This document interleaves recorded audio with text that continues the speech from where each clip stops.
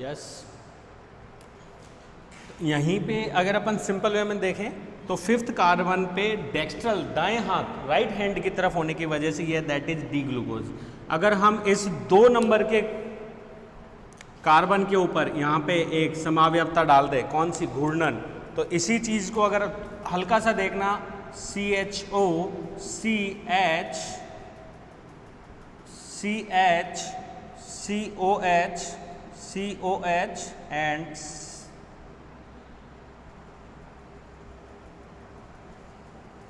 CH2OH,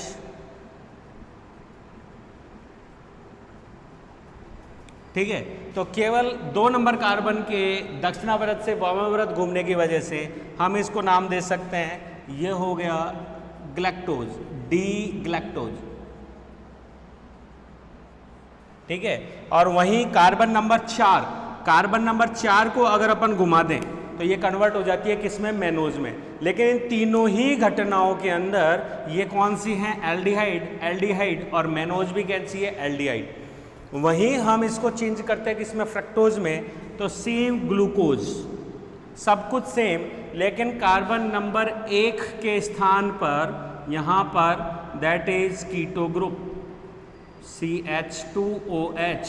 तो keto group होने की वजह से और OH ग्रुप का डेक्स्ट्रल फॉर्म में होने के कारण दैट इज फ्रक्टोज, ये हो गया फ्रक्टोज। क्लियर है? दोनों का एक बार घूर्णन,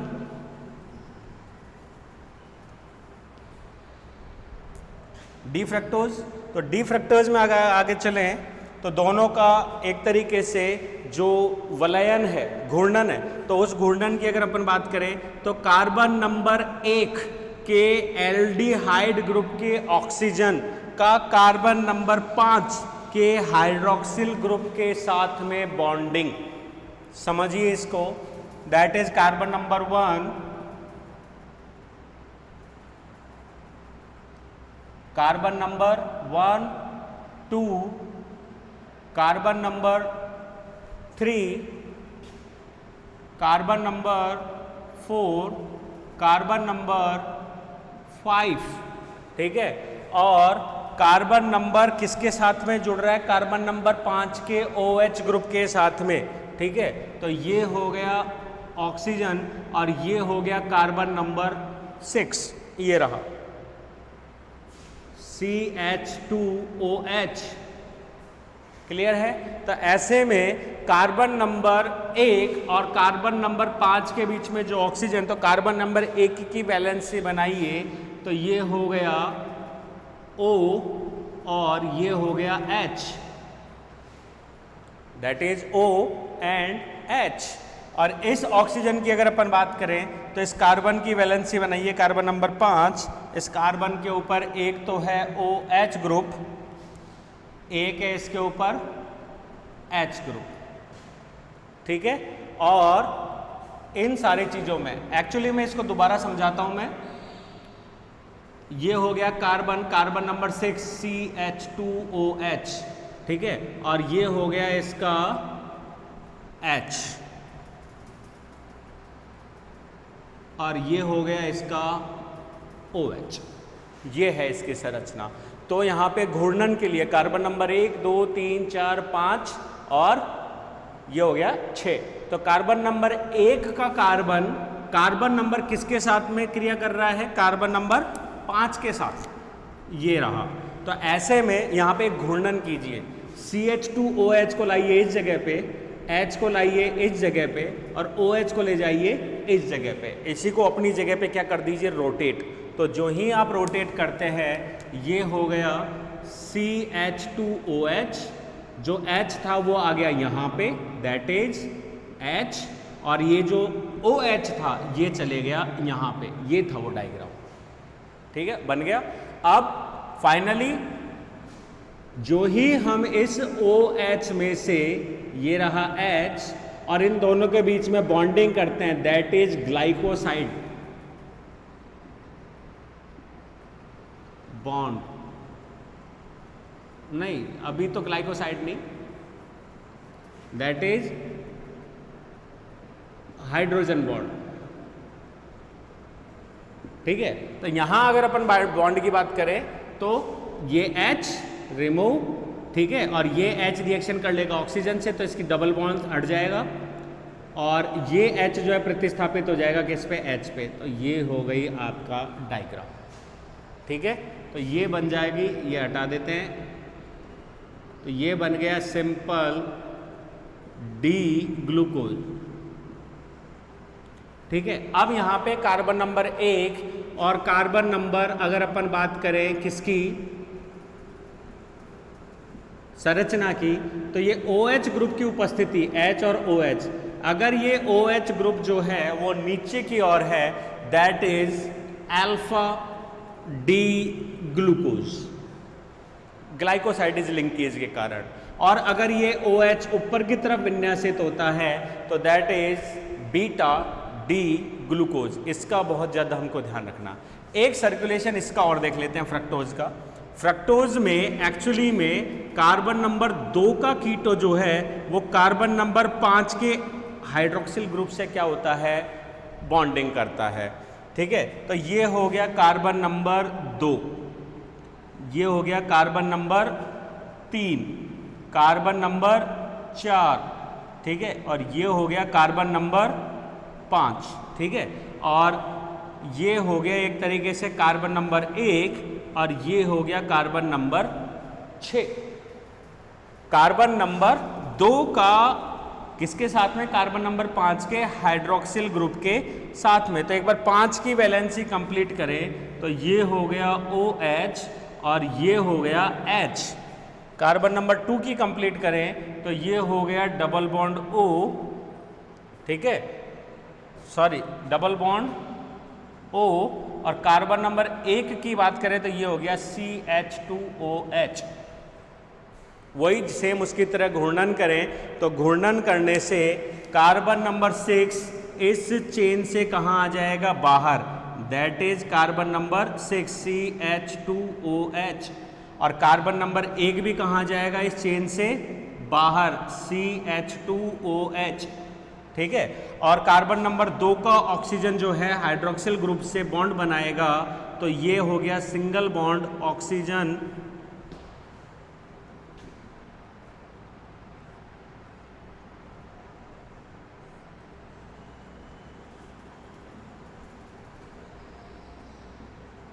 ठीक है।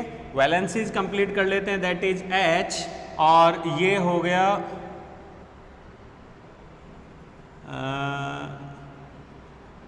H, ठीक है। एक चीज, दूसरा इसमें OH ग्रुप ऊपर और नीचे वाली पोजीशन H के कारण, तो H की पोजीशन कौन सी है, H की पोजीशन अगर ऊपर की ओर है तो दैट इज अल्फा और H की पोजीशन नीचे है दैट इज बीटा। तो ये हो गया हमारे पास में बीटा डी फ्रक्टोज। और ये एक दूसरे में इंटर कन्वर्जेबल हैं। ये हो गई इसकी लीनियर स्ट्रक्चर और ये हो गई इसकी रिंग स्ट्रक्चर, ठीक है। अब इस रिंग को अगर अपन एक बार बात करें तो दैट इज प्यूरेन और पायरेन। इसमें हेक्सागोनल है, that is pentagonal. Carbon same है लेकिन रिंग कैसी हो गई, हेक्सागोनल एंड पेंटागोनल। क्लियर है। और इसी में एक, अब हम आते हैं, ये हो गया कंप्लीट, सिंपल कंप्लीट हो गया। अब यहाँ पे हमारी सेकंड नंबर पे जो थी वो कौन सी थी, हटा देता हूँ ये सारा संरचना।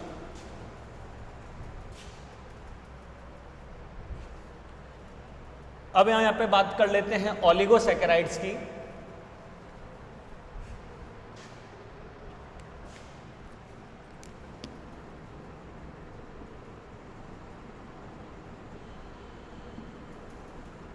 ओलिगोसैकेराइड्स, और ओलिगोसैकेराइड्स में जैसे अगर अपन डाइसैकेराइड्स की बात करें तो यहां पे हम कुछ एग्जाम्पल्स ले लेते हैं, जैसे कि सुक्रोज, ठीक है। सुक्रोज का एग्जाम्पल अगर अपन ले तो सुक्रोज बना है एक्चुअली में D glucose plus D fructose, ठीक है। वहीं एक एग्जाम्पल अपन ले लेते हैं फ्रक्टोज, वो sorry maltose.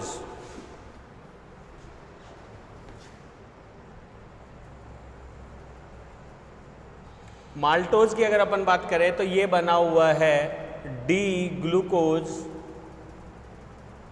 Plus D glucose.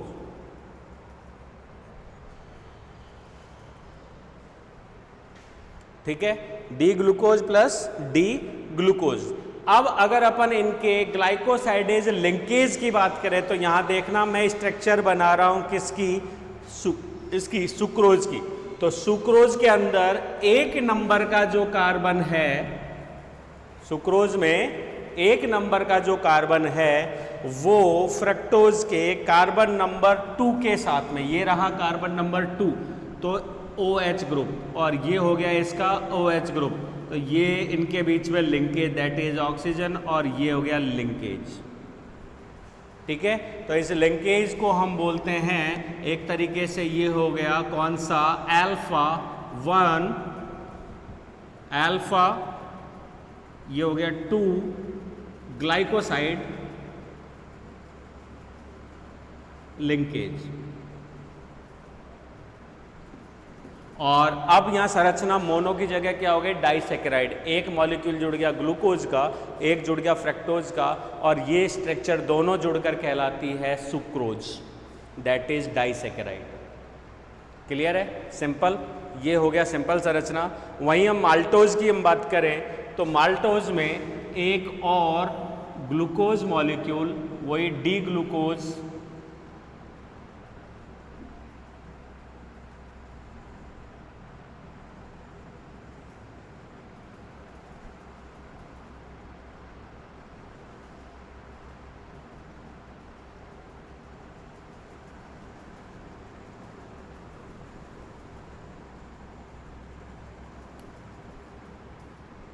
C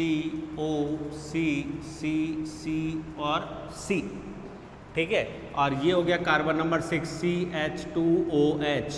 valencies complete कर लीजिए।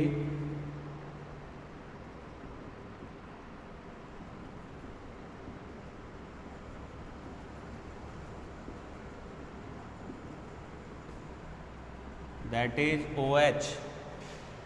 बाकी को मिटा देते हैं, इस चीज को मिटा देता हूं मैं। ठीक है, ये हो गया अल्फा डी ग्लूकोज, ये भी हो गया alpha D glucose, alpha D glucose यानी अल्फा डी ग्लूकोज। तो ऐसे में दोनों की दोनों संरचनाओं में जब carbon number 1 carbon number 4 glucose के क्या करता है, OH group and OH group, that is O, और ये हो गया। तो ये पोजीशन कौन सी थी, अल्फा, दोनों की, that is alpha 1,4 glycoside linkage. और ये दोनों के दोनों मॉलिक्यूल जो हैं डाइसैकेराइड्स में क्या कहलाते हैं, माल्टोज। ठीक है, दीज आर माल्टोज। ऐसे ही एक और डाइसैकेराइड का एग्जांपल दे, लैक्टोज, लेकिन वो पादपों में नहीं मिलती, वो एनिमल या मिल्क शुगर के नाम से जानी जाती है, और वो संगठन से बनी है अल्फा डी ग्लैक्टोज, और किससे, ग्लूकोज से। तो ग्लूकोज एंड ग्लैक्टोज का कॉम्बिनेशन है, दोनों एल्डो शुगर्स हैं, जबकि सुक्रोज के अंदर तो एक एल्डो और एक कीटो शुगर है। यहाँ पे हम बात करें तो दोनों के दोनों कैसी शुगर है, एल्डो शुगर होती हैं। तो ये हो गया डाइसैकेराइड्स। उसी तरीके से एक और मॉलिक्यूल इसमें ऐड करें तो दीज आर ट्राइसैकेराइड्स, 4 जोड़ दे तो टेट्रासैकेराइड्स, 5 जोड़ दे तो पेंटासैकेराइड्स। तो हम एक तरीके से क्लासिफिकेशन में 2 से ज़्यादा अगर जुड़ रही हैं तो ऑल्सो नोन एज पॉलीसैकेराइड्स। तो यहाँ पे अब हम बात कर रहे हैं किसकी, ओलिगोसैकेराइड्स के बाद अब हम बात करेंगे किसकी, पॉलीसैकेराइड्स की, पॉलीसैकेराइड्स। ठीक है, मिटा देते हैं सारी संरचनाओं को। तो पॉलीसैकेराइड्स की अगर अपन बात करें तो पॉली का मतलब हो गया चेन के अंदर 2 से ज़्यादा मोनोसैकेराइड्स का होना। ठीक है, तो इन सारी चीज़ों में ये भी मिटा देता हूं, समझ में आ गई होगी ये स्ट्रक्चर।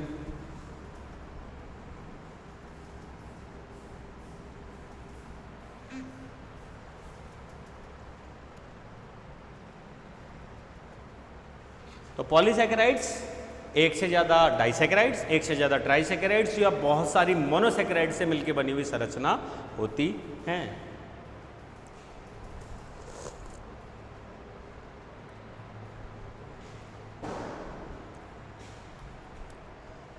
और इसमें सबसे बेस्ट एग्जाम्पल हम ले लेते हैं जो हमको यहाँ कोर्स में पढ़ना है। फर्स्ट इज स्टार्च, हम स्टार्च को ही समझ रहे हैं, ठीक है। स्टार्च तक हम इसकी संरचना में आए तो स्टार्च में एक्चुअली में दो हैं। फर्स्ट इज अमाइलेज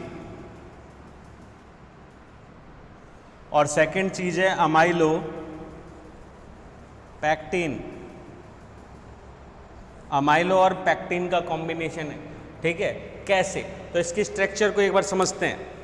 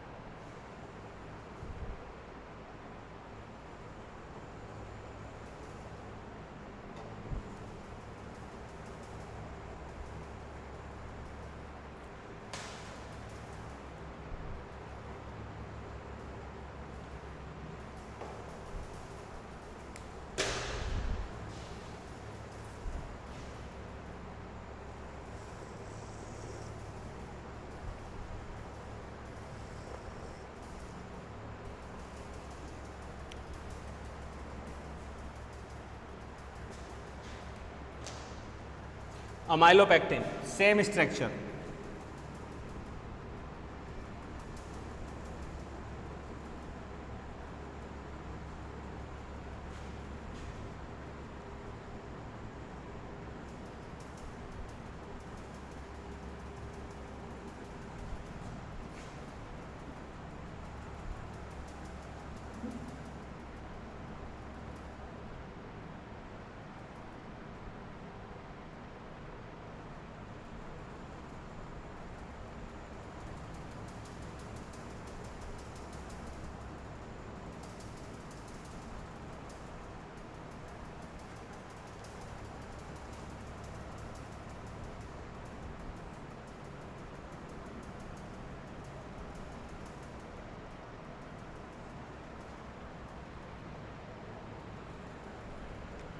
ठीक है। अमाइलेज वही किसका कॉम्बिनेशन है, अल्फा डी ग्लूकोज,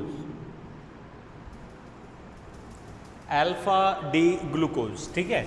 ये हो गया carbon number 6 CH2OH, CH2OH and CH2OH। ये हो गया carbon number 1, oxygen oxygen oxygen. ये हो गया carbon number 4, carbon number 1, carbon number 4, carbon number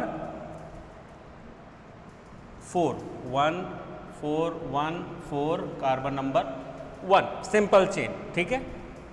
सारी वैलेंसीज कंप्लीट, यहाँ लिखा नहीं है, बाकी ये सब कार्बन्स हैं।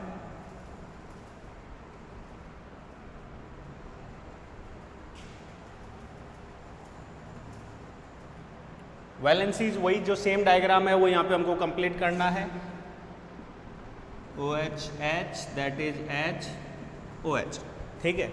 अब HO दैट इज H और ये भी वही H और ये O इन फर्दर डायग्राम, और यहाँ पे भी H और ये भी O और चेन से जुड़ा हुआ है, ठीक है। अब इसी चीज़ को अगर हम अमाइलेज की बात करें तो इसमें लगभग 15 to 20 यूनिट्स ऑफ किसकी है? Glucose monosaccharide. 15 से 20 इकाइयां का जो रिपीटेशन है।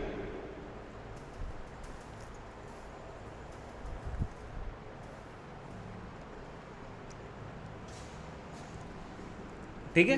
दूसरा अगर हम बात करें, हालांकि वैसे इसकी चेन अगर अपन बढ़ाएं तो लगभग 100 से ऊपर है। 100 से ऊपर जो है यूनिट्स इसके अंदर ऐड है, that is amylase, amylopectin. Same वही संरचना किसकी? अमाइलेज की।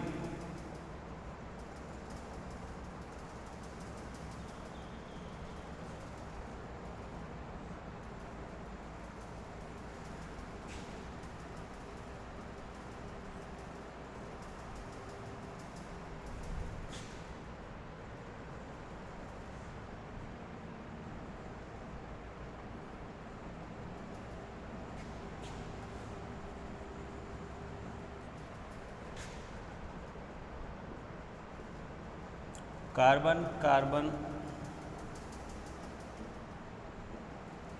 Carbon carbon carbon carbon carbon.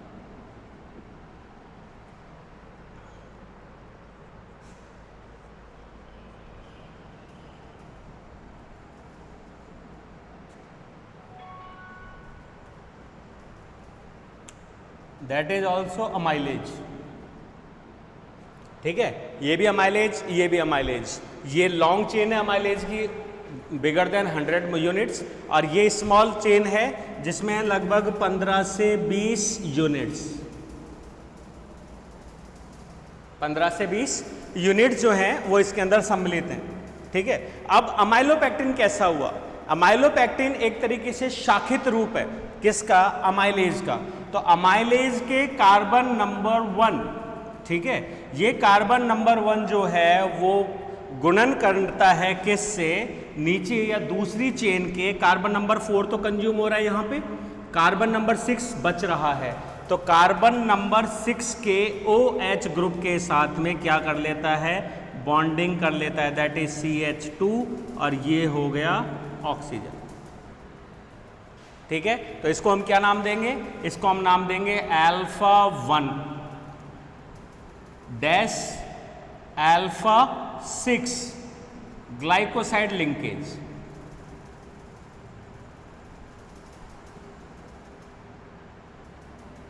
That is glycoside linkage. तो यह संरचना जिसमें अमाइलोज और अमाइलो चेन आपस में बैठकर एक साइड चेन बनाती हैं और शाखित हो जाती हैं, ये संरचना तो कहलाती है अमाइलोपेक्टिन। ठीक है, और केवल सिंपल चेन है वो कहलाती है अमाइलोज। तो अमाइलोज एंड अमाइलोपेक्टिन मिलके संरचना बनाती है स्टार्च की, जिसमें अमाइलेज का प्रतिशत जो है वो क्या रहता है? कम रहता है, करीब 15 से 20%, जबकि अमाइलोपेक्टिन का जो परसेंटेज है वो है 75 से 80%। ठीक है, और बढ़ जाते हैं 20 से 25%, और ये हो गया 75 से 80%। प्योर सेल्यूलोज मतलब सॉरी प्योर ग्लूकोज चेन्स होती हैं ये। क्लियर है यही चीज? एक स्टार्च के रूप में, क्योंकि हम अगर एल्गीज की बात करें या ग्रीन प्लांट्स की बात करें तो उनमें सीड वो जो स्टोरेज है वो स्टार्च के रूप में सीरियल्स में। वहीं एक वर्ड और हम यूज में लेते हैं कुछ एल्गीज में, या अगर हम बात करें तो फंगस के अंदर हम स्टोरेज यूज में लेते हैं ग्लाइकोजन के रूप में। तो एक्चुअली में ग्लाइकोजन भी स्टार्च के समान ही है, उसमें भी अमाइलेज एंड अमाइलोपेक्टिन समान ही ग्लूकोज डी ग्लूकोज की चेन्स होती हैं। बस फर्क इतना सा है कि यहाँ अमाइलोएक्टिन में यूनिट्स 15 से 20 होती हैं किसकी? ग्लूकोज की, और वहाँ पे होती हैं 5 से 7 यूनिट्स। सेम स्ट्रक्चर है, कोई अंतर नहीं है ग्लूकोज वो ग्लाइकोजन एंड स्टार्च में। उसकी जो शाखन है वो अधिक है और उसकी संरचना में जो है वो चेन्स या ग्लूकोज यूनिट्स कम होती हैं, इनकी लंबी लंबी चेन्स होती हैं। तो ये तो बनाती हैं एक तरीके से अमाइलेज तो बनाती हैं फाइबर्स और ये बनाती हैं शाखित फाइबर्स, और इन शाखन की वजह से ये एक तरीके से अटूट हो जाते हैं, एक दूसरे से कॉम्बाइंड स्ट्रक्चर के रूप में ये बन जाते हैं। ये हो गया। अब यहाँ पे इसके अलावा और हम बात करें तो स्टार्च के अलावा जो रिजर्व फूड्स हैं यहां लिख देते हैं।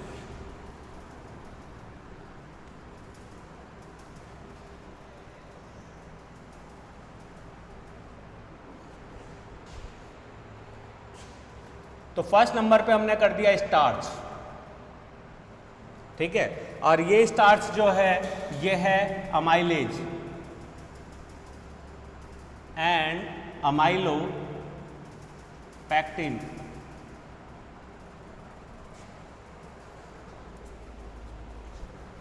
और ये एक्चुअली में है क्या, अल्फा डी ग्लूकोज के, अल्फा डी ग्लूकोज के 1 alpha 1,4 linkage plus alpha 1,6 glycoside bonds होते हैं।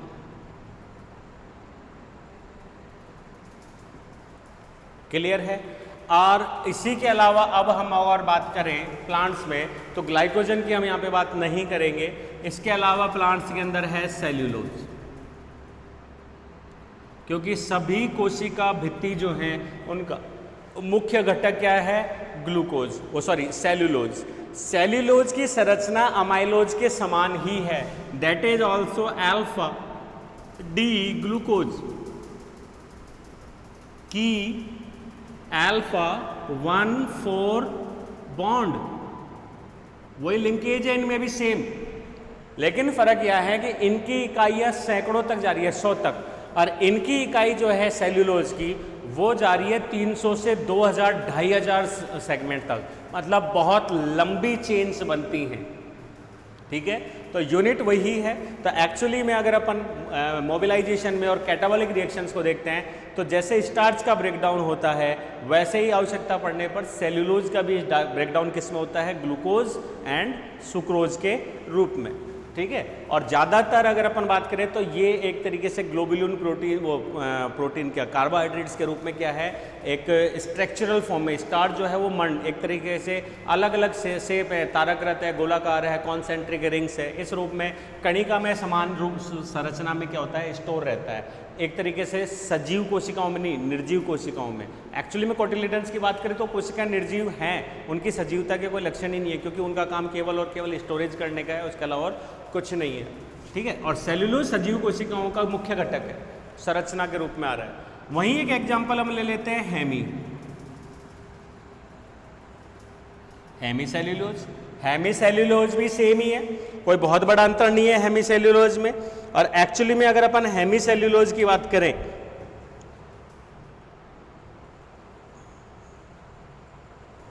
कहाँ गया,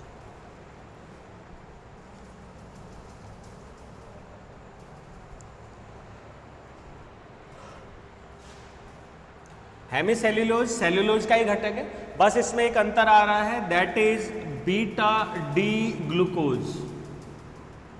ठीक है, और यहां पे अगर अपन बात करें ग्लूकोज की तो एक्चुअली में ग्लूकोज के तीन मॉलिक्यूल्स का संगठन जाइलॉन, तो यहां पे जो एक्चुअली में अगर हम बात करें तो यहां पे दो घटकों से मिलके बना हुआ है, दैट इज जाइलॉन एंड ग्लूकोमेनन्स,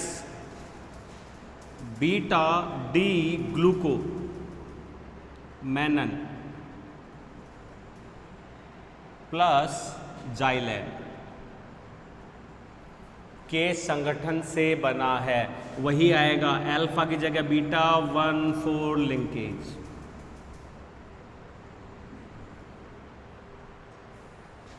ठीक है, और अधिकांशतः ये दोनों के दोनों जो है वो कोशिका भित्ति के संगठन के मुख्य घटक के रूप में उपस्थित होते हैं। ठीक है, यही एक एग्जाम्पल अपन जैसे इसकी आयरिस एस्परगस, कॉफ़ी की अगर अपन बात करें तो उनके अंदर ये ट्रोपेलियम,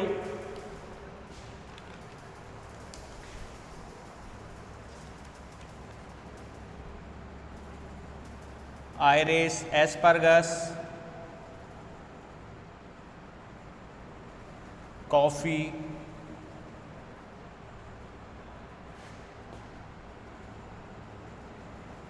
सेल वॉल में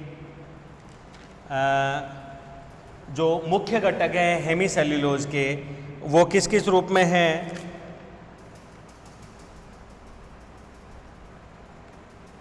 ट्रोपियोलम एंड ल्यूपिन्स।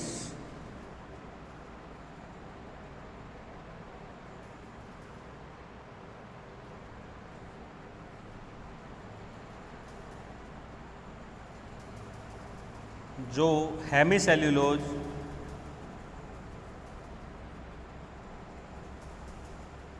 के मुख्य घटक हैं, ठीक है, ये हमारे पास एग्जाम्पल हो गया।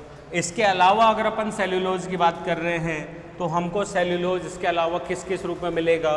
पैक्टिन। पैक्टिन भी एक तरीके से पैक्टिक एसिड्स एंड पैक्टिन्स का कॉम्बिनेशन है, जैसे कि स्टार्च होता है। और पैक्टिन की अगर अपन बात करें तो ये भी कोशिका भित्ति का मुख्य एक तरीके से घटक के रूप में होता है। सेल्यूलोज जल में घुलनशील अवस्था में, और पैक्टिन जो है वो इसको अघुलनशील जल अविलेय संरचना के रूप में प्रयुक्त करता है। और अगर अपन पैक्टिन्स की हम बात करें तो पैक्टिन्स का ब्रेकडाउन जो है वो एक तरीके से ग्लैक्टोनॉनिक एसिड्स के रूप में अल्फा डी ग्लैक्टोरॉनिक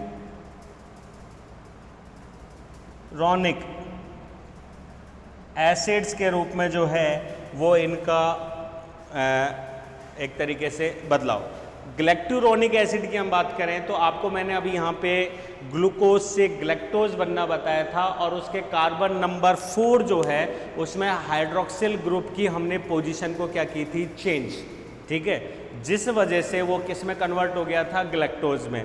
वहीं अगर अपन उस हाइड्रोक्सिल एसिड को, उसके हाइड्रोजन को प्रतिस्थापित कर दे किससे? एक एमिनो ग्रुप से, तो एमिनो ग्रुप से बनने के कारण दैट इज ग्लैक्टोनिक एसिड के रूप में क्या हो जाता है? कन्वर्ट हो जाता है। और उसी के डेरिवेटिव या उसी के संघनन से बनती है पैक्टिन चेन। अर्थात अगर हम पैक्टिन का डिपोजिशन करते हैं, ठीक है, ब्रेकडाउन, तो उससे हमको मिलता है अल्फा डी ग्लूक्टोरोनिक एसिड फॉर्म में, ठीक है। इसके अलावा और भी काफी हैं,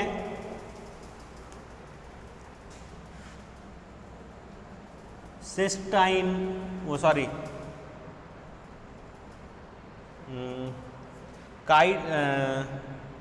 काइटीन,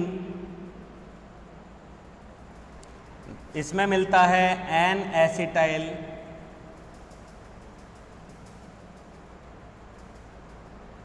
डी ग्लूकोसामिन,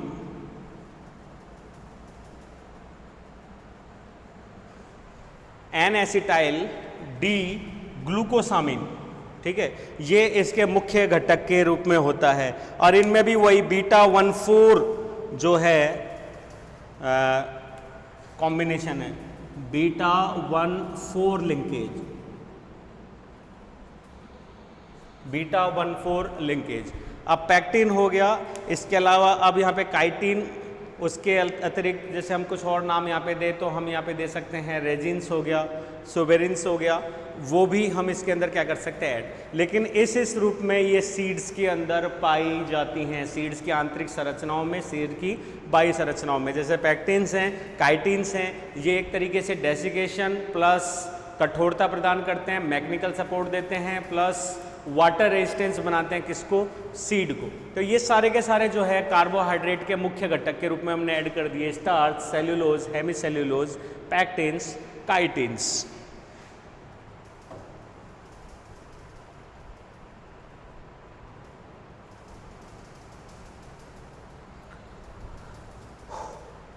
काफ़ी है इतना।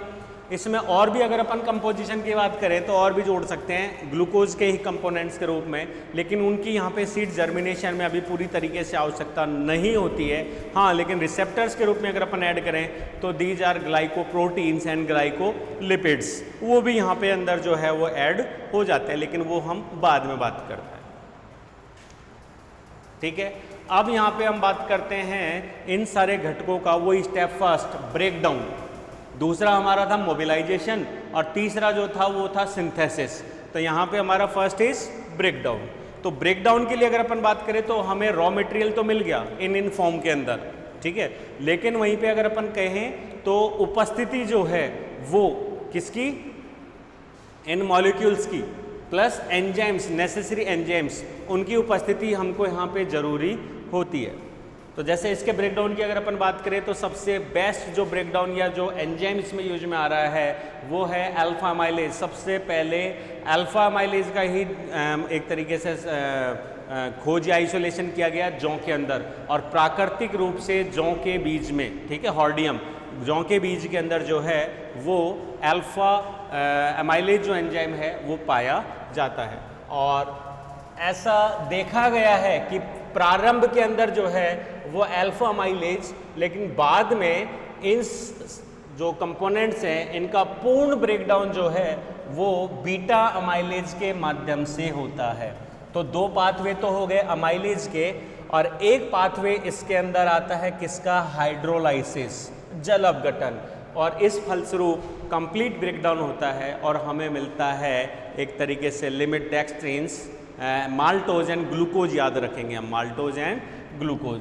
फिर माल्टेज एंजाइम की उपस्थिति में माल्टोज कन्वर्ट होता है किसमें, ग्लूकोज में, और फिर आता है संश्लेषण पीरियड जिसमें ग्लूकोज मॉलिक्यूल जो है कन्वर्ट इनटू फास्फोराइलेज एंजाइम काम में आ जाएगा, यहाँ पे फास्फेटेज, वो एटीपी का अपघटन करेंगे और किस में कन्वर्ट हो जाएंगे, ग्लूकोज 1 फॉस्फेट, और वो ग्लूकोज 1 फॉस्फेट जो है वो किस में बदल जाएगा, सुक्रोज में। और ये सुक्रोज जो है वो कॉटिलिडन से कहाँ ट्रांसफर होएगा, इनटू द एल्यूरोन लेयर या फिर एम्ब्रियो सैक में।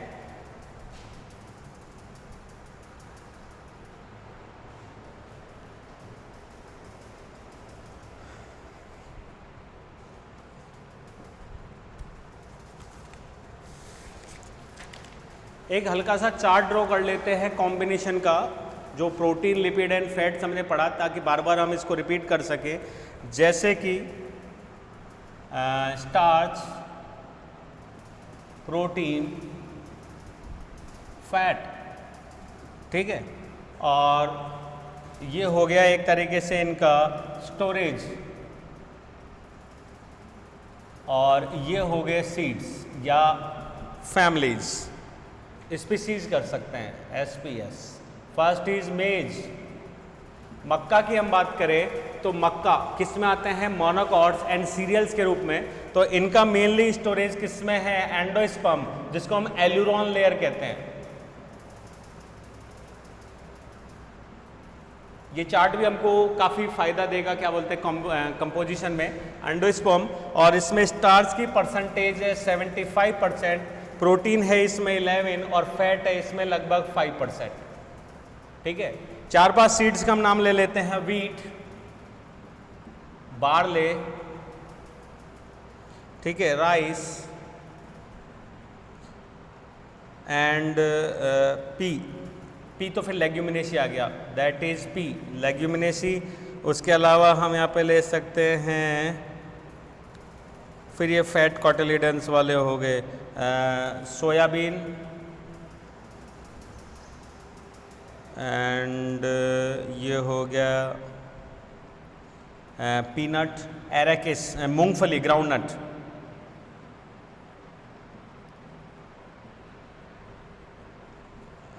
ग्राउंडनट,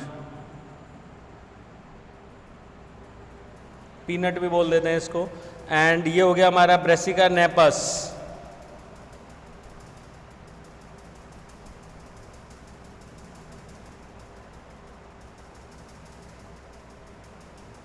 स्पीसीज ऑफ ब्रेसिका, ठीक है। ब्रेसिका रापा की हम बात करें तो जैसे कि वो सरसों, इसको हम बोल सकते हैं एक तरीके से रैपसीड।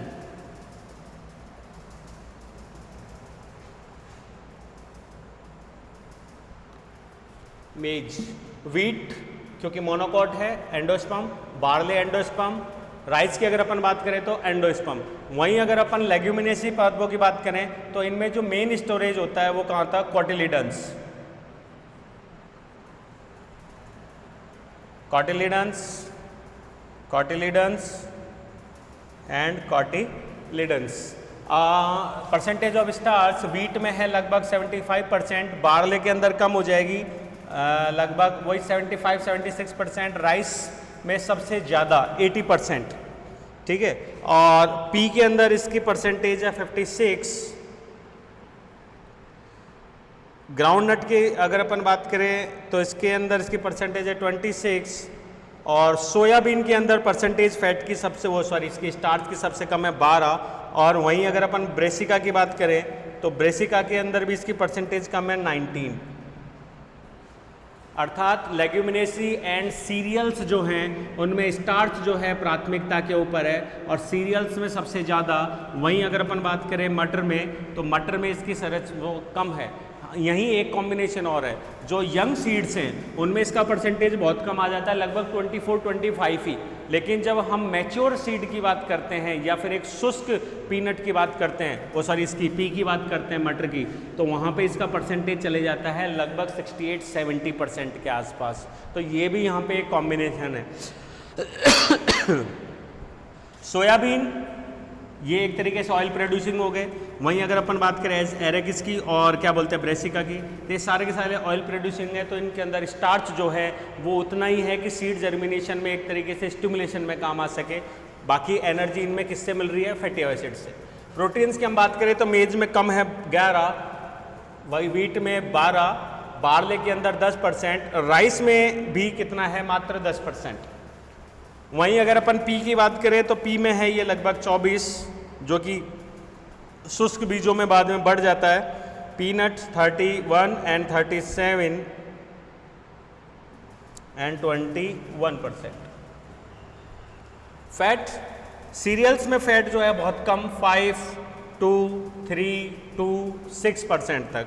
लेकिन जैसे अगर अपन बात करें एरेकिस हाइपोजिया, ग्राउंड नट, तो इनका परसेंटेज चले जाता है कितना, लगभग जा रहा है फैट में 48%, ठीक है। सोयाबीन की बात करें तो सोयाबीन में कम है, लगभग 17 या 20%, 17।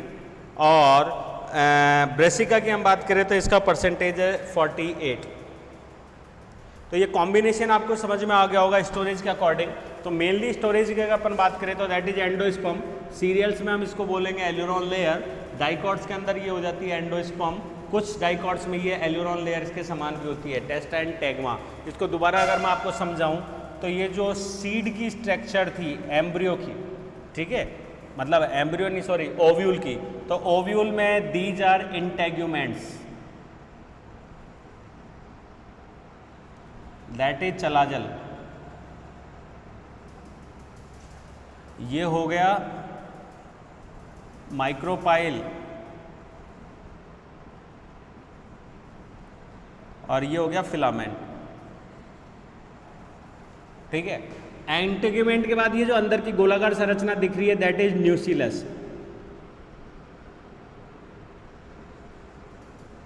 ये हो गई न्यूसिलस, ठीक है। तो न्यूसिलस के बाद में अंदर की तरफ जो है वो डेवलप होती है एम्ब्रियो सेल। एक्चुअली में एम्ब्रियो तो नहीं बोलेंगे, स्पोर मदर सेल है। और ये लार्ज होकर इसका केंद्रक जो है विभाजित हो जाता है। 3 कोशिकाएं चलाजल की ओर, 3 कोशिकाएं माइक्रोपाइल की ओर और 2 कोशिकाएं जो होती हैं वो केंद्र की ओर। तो ये तो हो जाती हैं एंटीपोडियल, ये हो जाती हैं सेकेंडरी न्यूक्लियस या पोलर सेल्स। और इन 3 में से एक जो बड़ी कोशिका दिख रही है दैट इज एग सेल, और 2 हो जाती है सिनर्जिड्स।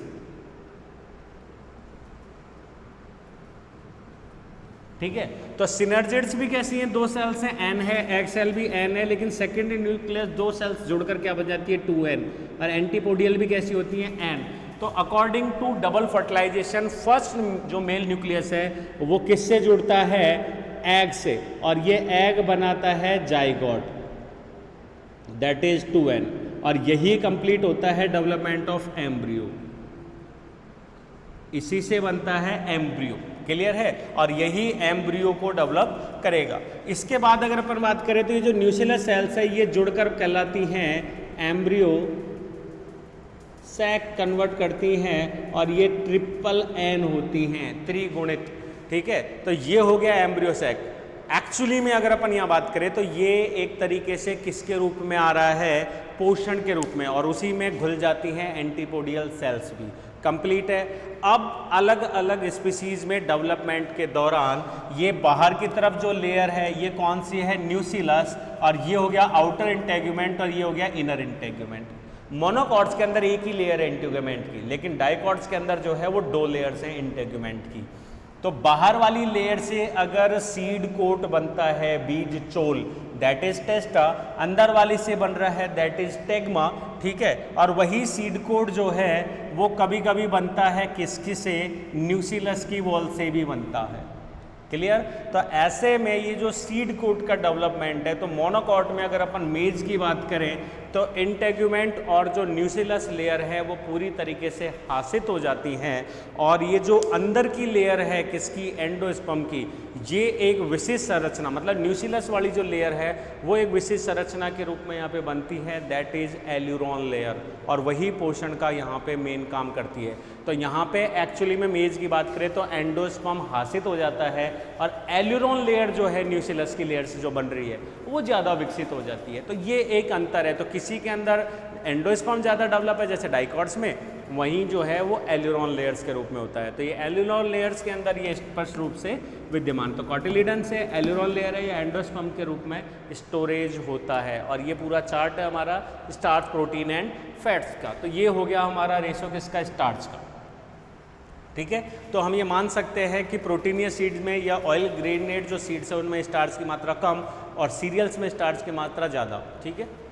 और इनका स्टोरेज, वहीं अगर अपन इनकी बात करें तो हालांकि ये कॉटिलिडन्स में हैं, लेकिन कॉटिलिडन्स में इनकी जो सेल्स होती हैं वो अलग, नॉन एज ओलियोसोम्स या लिपोसोम सेल्स कहलाती है, जिनके अंदर इनका फैटी एसिड्स का क्या होता है, स्टोरेज होता है।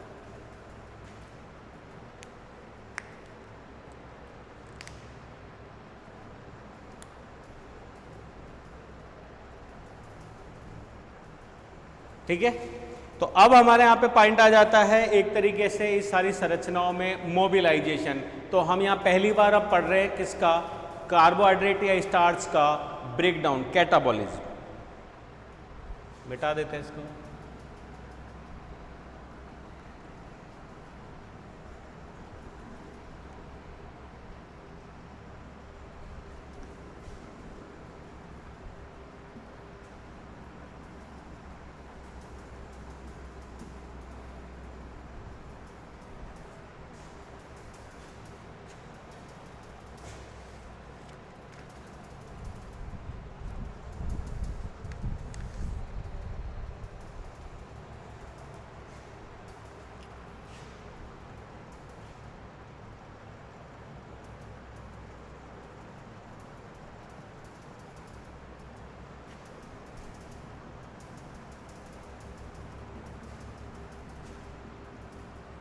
तो अब हमारा पॉइंट आता है ब्रेकडाउन ऑफ रिजर्व फूड, ठीक है।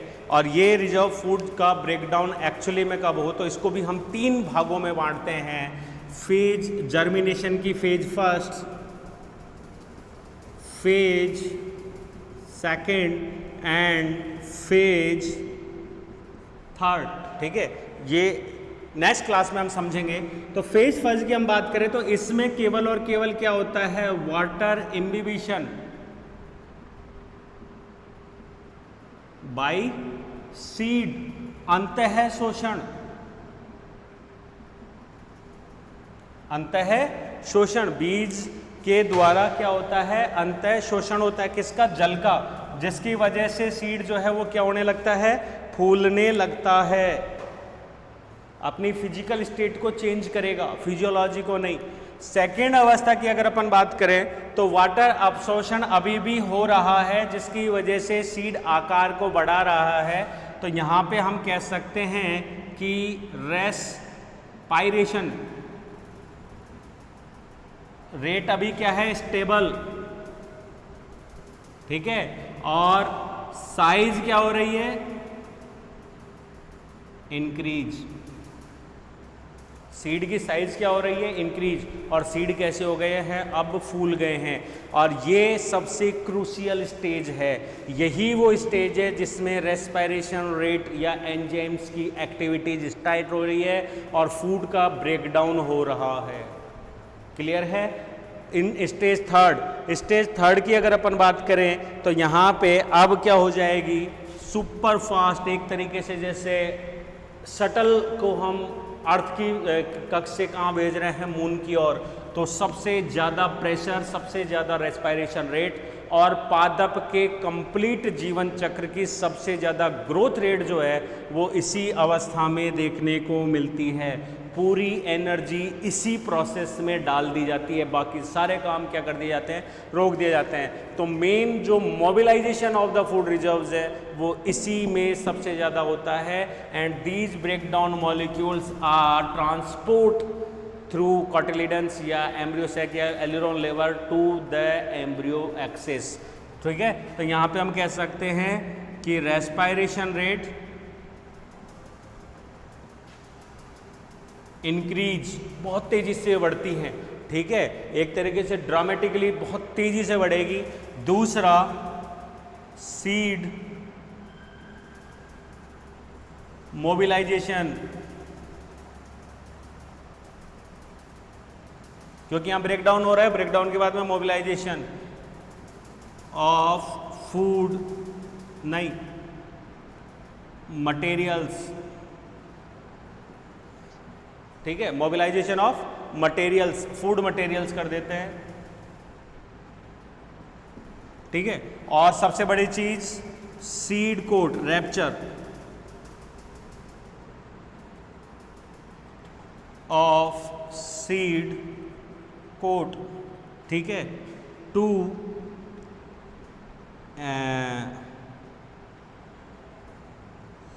क्या बोलेंगे, इंट्रोड्यूस हाइपोकोटाइल रेडिकल। क्लियर है। और तीसरी स्टेज सबसे क्रूशियल, अगर अपन कहें सबसे ज़्यादा कार्य इसी में हो रहा है, सबसे ज़्यादा एनर्जी इसी में चाहिए, पूरी की पूरी एनर्जी को चारों तरफ से हटा के एक ही जगह पे डाला जाता है और वही चीज़ जो है वो डेवलप करती है। तो फर्स्ट क्या हो गया, इंक्रीज ऑफ रेस्पिरेशन रेट बहुत तेज़ी से। दूसरा, माइग्रेशन या मोबिलाइजेशन जो है फूड रिजर्व्स का वो होता है टू द एम्ब्रियो एक्सिस, और उसी की वजह से यहाँ पे सीड जो है वो अवशोषण करके आकार को बढ़ा के और सेल डिवीजन इंक्रीज की वजह से टूट जाता है, फट जाता है, और उसके फटने से सबसे पहले हाइपोकोटाइल इंक्रीज होता है। तो इंट्रोडक्शन या इंट्रोड्यूस ऑफ हाइपोकोटाइल जो कि डेवलप करता है radicle, then development of epicotyl जो कि बनाता है प्यूम्यूल, और वो प्यूम्यूल डेवलप करता है फर्स्ट लीफ प्रिमोर्डिया को, और यही होता है सीड जर्मिनेशन। इस अवस्था तक सीड है हिट्रोट्रॉपिक, और प्रीमोर्डिया के डेवलप होने के बाद वो करेगा फर्स्ट फोटोसिंथेसिस, और वो आएगा अब किसके अंदर, ऑटोट्रॉपिक में, हिट्रोट्रॉपिक से ऑटोट्रॉपिक।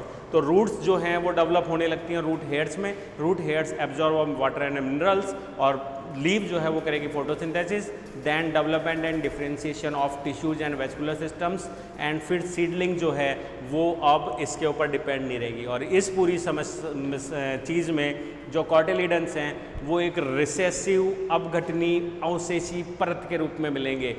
वो जैसे कुछ जैसे फैटी एसिड धारण करने वाले सीड्स के अंदर मिल जाते हैं, और कुछ प्रोटीनियस सीड्स के अंदर तो उनके अवशेष भी अपघटित हो जाते हैं, नहीं पाए जाते। उसी के बेस में हम सीड जर्मिनेशन को भी दो कैटेगरीज में बांट देते हैं, एपीजीएल एंड हाइपोजीएल कैटेगरीज। ठीक है, तो हमारी नेक्स्ट क्लास के अंदर हम पढ़ रहे हैं ब्रेकडाउन ऑफ स्टार्च। ठीक है, देन फिर प्रोटीन, एंड फिर हो जाएगा हमारा लिपिड्स।